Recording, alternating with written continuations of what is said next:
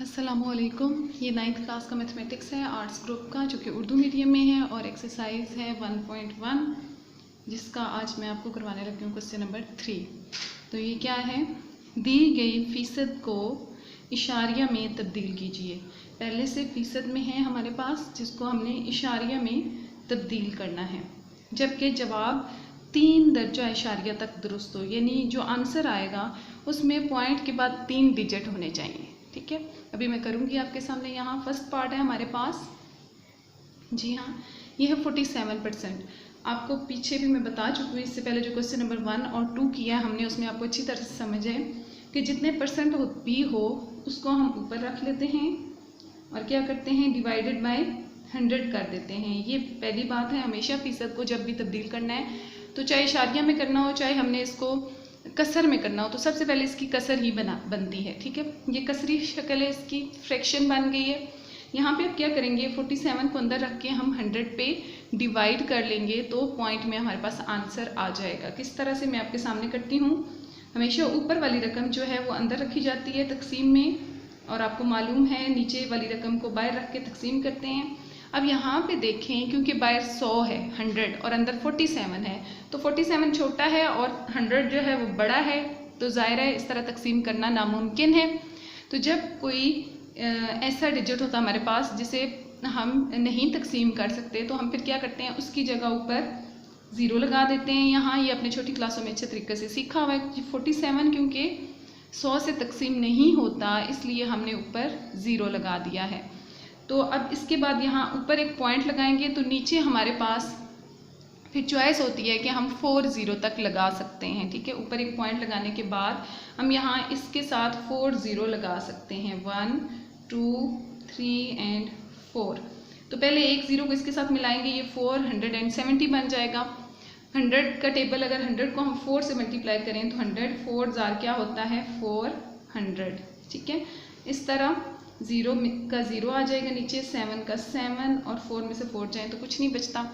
Next ऊपर से एक 0 और उतारने से ये वाला 0 अब उतारेंगे हम। ये आम डिवीजन है जो आप छोटी क्लासों में करते आए हैं, तकसीम के सवाल इस तरह से आप करके आए हैं।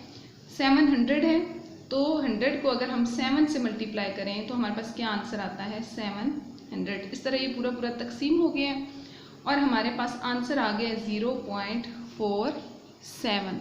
इन्होंने कहा था कि देखें ज़रा क्वेश्चन में 3 दर्जा इशारिया तक जवाब दुरुस्त हो, लेकिन क्योंकि ये पूरा तकसीम हो गया है तो इससे आगे ज़ाहिरा हम इसे नहीं कर सकते। तो अगर इसे हम 3 दर्जा इशारिया तक लिखना चाहें तो हम लिखेंगे 0.470। ये हमारा आंसर है। उम्मीद करती हूँ बहुत आसान है, आपको अच्छे तरीके से समझ आ गया होगा। इसी वजह से मैं चाहती हूँ कि आगे क्वेश्चन नंबर 3 का पार्ट नंबर 2 और पार्ट नंबर 3 आप खुद करें। ज़रा आप खुद करेंगे तो आपको ज़्यादा अच्छे तरीके से क्लियर होगा। नेक्स्ट है पार्ट नंबर 4, वो मैं आपके सामने करवाती हूँ, क्योंकि इसमें एक डिजिट है तो मैंने कहा आप कंफ्यूज ना हो। तो एक डिजिट को हम फिर भी क्या करेंगे, फ़ीसद है तो 8/100। फिर क्या करना है, ऊपर वाला अंदर रखना है, यानी 8 को अंदर रख लिया और किससे तकसीम करना है, इस 100 से। तो बाहर ज़ाहिरा 100 है, अंदर 8 है, तकसीम नहीं होगा। सबसे पहले तो तकसीम ना होने की वजह से ऊपर 0 लगेगी, फिर ऊपर पॉइंट लगाएंगे तो नीचे कितने 0 लगा लेंगे, 4। जैसा कि आप जानते हैं छोटी क्लासेस में हमने ये किया है, 5 क्लास में आई थिंक आप करके आए हैं, फिर आगे 6 7 8 में भी साथ साथ ये चलता रहा है प्रोसेस। तो अब अभी भी अगर इसके साथ एक 0 मिलाया जाए तो ये 80 बनता है, मतलब अभी भी डिवाइड नहीं होता। और एक और बात याद रखनी है कि तकसीम के प्रोसेस में हम एक वक्त में उसके साथ सिर्फ एक ही डिजिट मिला सकते हैं। ठीक है, तो 8 के साथ 0 मिलाएंगे, 80 होगा, फिर भी तकसीम नहीं होगा, तो 80 के तकसीम ना होने की वजह से हम ऊपर एक और 0 लगाएंगे। अब क्योंकि 80 भी तकसीम नहीं होता, इसकी 0 ऊपर लगा दी, फिर इसके साथ एक और 0 मिलाते हैं तो ये आ जाएगा 800।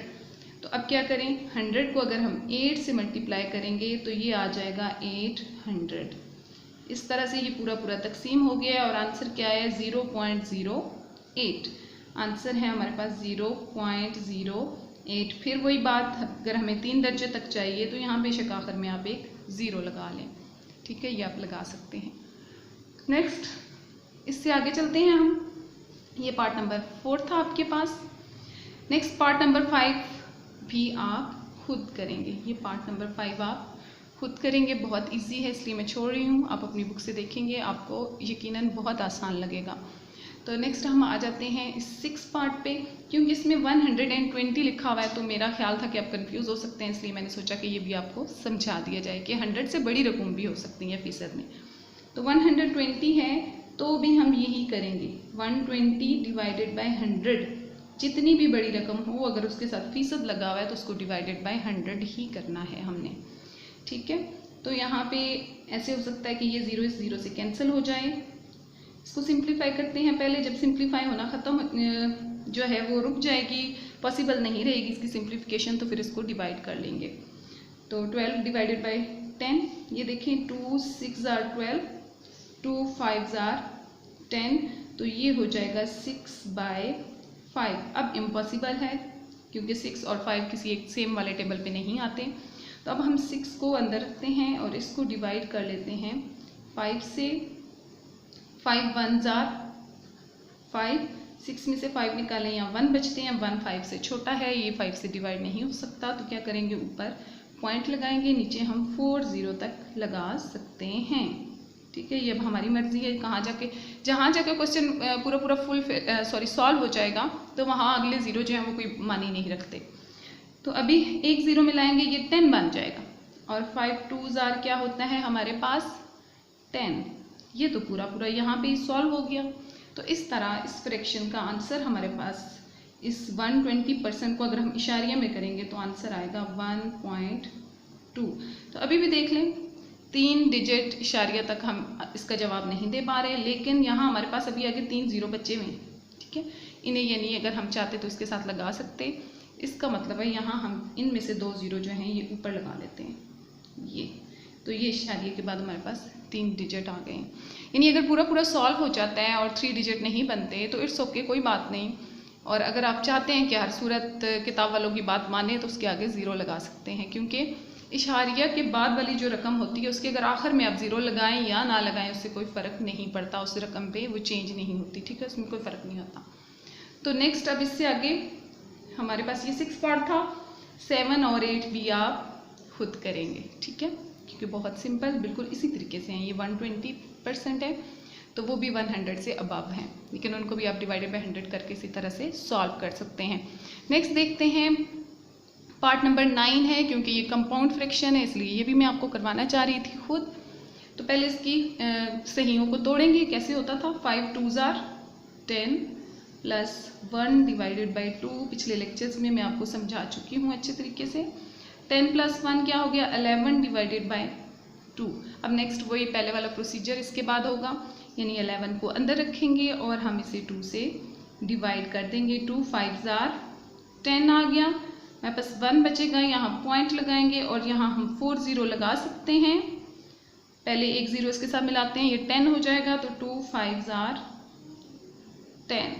तो ये भी देखें पूरा यहाँ ही तकसीम हो गया। और आंसर हमारे पास इस फ्रैक्शन का क्या आ रहा है, 5.5, ठीक है। ये भी आंसर बिल्कुल करेक्ट है। इसके साथ अगर आप चाहें कि 3 दर्जे इशारिया ही चाहिए तो क्या करेंगे, आगे 2 0 लगा लेंगे, ना भी लगाएं तो आंसर आपका बिल्कुल ठीक है, ठीक है। अब इसके बाद आपके असल में इस क्वेश्चन के 12 पार्ट हैं, बाकी 2 पार्ट भी कंपाउंड फ्रैक्शंस हैं, उनको आप इसी तरह से सॉल्व करेंगे जैसे मैंने इस पार्ट को किया है, ठीक है। इसलिए मैंने यहाँ पे आपकी याददानी के लिए लिखा है कि आप 10 11 और जो 12 पार्ट है वो खुद करेंगे। उम्मीद है आपको बहुत अच्छे से एक्सरसाइज 1.1 के क्वेश्चन नंबर 3 की समझ आ गई होगी।